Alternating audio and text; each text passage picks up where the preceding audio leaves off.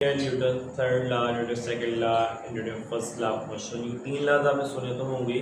Basically chapter हमारा है dynamics. Physics में मैकेनिक्स एक बहुत अहम ब्रांच है और मैकेनिक्स के आगे दो सब ब्रांचेस हैं, kinematics and dynamics. Recently last videos में हमने काइनेमेटिक्स के बारे में स्टडी किया था, अभी हम स्टडी करेंगे डायनामिक्स के बारे में। So we have to basically differentiate between them. Kinematics और डायनामिक्स में क्या डिफरेंस है? जब हम किसी बॉडी की मोशन को स्टडी करते हैं और उसके कॉज को स्टडी नहीं करते, ओनली मोशन स्टडी करते हैं, किस बॉडी ने मूव किया, ये जिस्म ने हरकत की, किसी बॉडी ने मूवमेंट की दिखाई, तो उसे कहा जाता है काइनेमेटिक्स। और जब हम उसकी मोशन की कॉज को और इफेक्ट को स्टडी करते हैं, then it is called dynamics, तब हम उसको डायनामिक्स बोलते हैं। हम ये स्टडी करते हैं कि बॉडी ने हरकत की, ये बॉडी ने मोशन परफॉर्म किया, एंड दैट्स व्हाई, इसके पीछे क्या रीज़न है। जब उसकी रीजनिंग को स्टडी करते हैं, then we call it dynamics. And next in dynamics we study first of all the reason of movement, the reason of motion. In the first reason is force.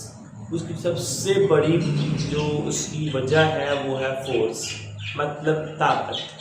जो आपने force लगाई, वो force की वजह से body move करती है, और जब तक उस बॉडी पर फोर्स नहीं लगेगी वो बॉडी मूव नहीं करेगी। वो फोर्स को एक्सटर्नल फोर्स भी हो सकती है, वो फोर्स इंटरनल फोर्स भी हो सकती है। अगर किसी बॉडी पर नेट फोर्स जीरो है, उस पर तमाम लगने वाली फोर्सेस जीरो हैं, डेट मीन वो बॉडी मूव नहीं करेगी। जस्ट फॉर एग्जाम्पल, मेरे हाथ में मेरा एक मार्कर है, अब इस मार्कर को मैंने अपने हाथ पर रखा है, डेट मीन ये मूव नहीं कर रहा, बिकॉज इस पर लगने वाली ऑल फोर्सेज आर बैलेंस्ड। जितनी फोर्स लग रही है वो बैलेंस्ड है। वो कैसे बैलेंस्ड है? जैसे कि इस पे फोर्स लग रही है, इसकी वेट की फोर्स, जो उसका वजन है, वो डाउनवर्ड एक्ट कर रहा है। जब मैंने इसको अपने हाथ पर रखा तो मेरे हाथ से इस पर नॉर्मल फोर्स एक्ट करेगी, जो कि अपवर्ड एक्ट करेगी, opposite to the direction of weight. वो वेट की डायरेक्शन के ऑपोजिट एक्ट कर रही है, तो दोनों फोर्सेज आपस में कैंसल आउट हो जाएगी। Weight downward, because downward fall करते हैं, और इस पे जो नॉर्मल फोर्स लग रही है वो अपवर्ड होगी। तो दोनों फोर्सेस जो कि डिफरेंट डायरेक्शन है कैंसल आउट हो जाएंगी। दैट्स वाई इस पर लगने वाली तमाम फोर्सेस जीरो हैं, जो नेट फोर्स बनेगी, इस वजह से ये मूव नहीं करेगा। इसी को Newton first law of motion भी कहा जा सकता है कि ये इनर्शिया की हालत में है, ये मूव नहीं कर रहा बिकॉज पे फोर्स नहीं लग रही। That is called the inertia of rest. Second है इनर्शिया ऑफ मोशन। अब इनर्शिया ऑफ मोशन क्या है?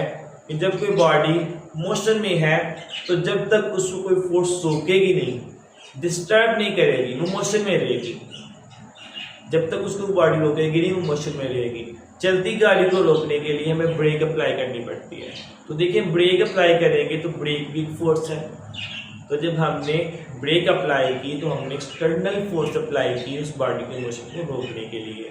तो that's example of Newton first law of motion. Next is Newton second law of motion. According to second law of motion, जब किसी भी body पर force act करती है तो उसमें एक्सेलरेशन प्रोड्यूस होती है। दो मेन असम्पशन बताऊंगा आपको मैं, उससे चला टॉपिक क्लियर हो जाएगा। फर्स्ट ऑफ ऑल, जब किसी बॉडी पर फोर्स एक्ट करेगी, मार्कर पड़ा हुआ है, मैंने इसमें फोर्स लगाई, इसको अपवर्ड मूव करवाया, इसकी वेलोसिटी यहाँ पर 0 थी, यहाँ पर आते आते इसकी वेलोसिटी 5, 6, 7, 8, 9, 10 बढ़ती गई। तो जब मैंने इस पर फोर्स लगाई तो इसकी वेलोसिटी को मैंने इंक्रीज किया, और डिक्रीज भी कर सकते हैं। जब ये फॉल कर रहा है, मैंने इसको पकड़ लिया, मैंने फोर्स लगाई, इसकी वेलोसिटी को डिक्रीज किया। आप गाड़ी पे ब्रेक अप्लाई करते हैं, अब उसकी वेलोसिटी को डिक्रीज करते हैं।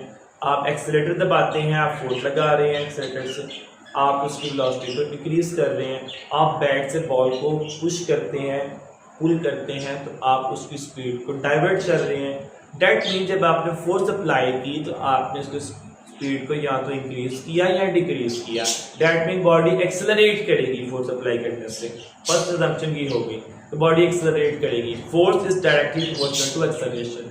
जितनी ज़्यादा फोर्स लगाएंगी उतनी ज़्यादा उसमें एक्सेलरेशन प्रोड्यूस होगी। Second is acceleration is directly inversely proportional to its mass. जितना उस बॉडी का मास होगा, एक्सेलरेशन उतनी कम प्रोड्यूस होगी। मतलब कि बारी चीज को मूव करने के लिए ज्यादा फोर्स लगानी पड़ती है बिकॉज उसका मास ज्यादा है, मगर उसमें एक्सेलरेशन कम प्रोड्यूस होती है। अगर उसका मास ज़्यादा है, वो ज़्यादा हैवी ऑब्जेक्ट है, तो उसमें एक्सेलरेशन प्रोड्यूस करना तो मुश्किल होगा। दैट्स वाई अगर उसका मास ज़्यादा है सो एक्सेलरेशन कम होगी, मास कम है एक्सेलरेशन ज़्यादा होगी।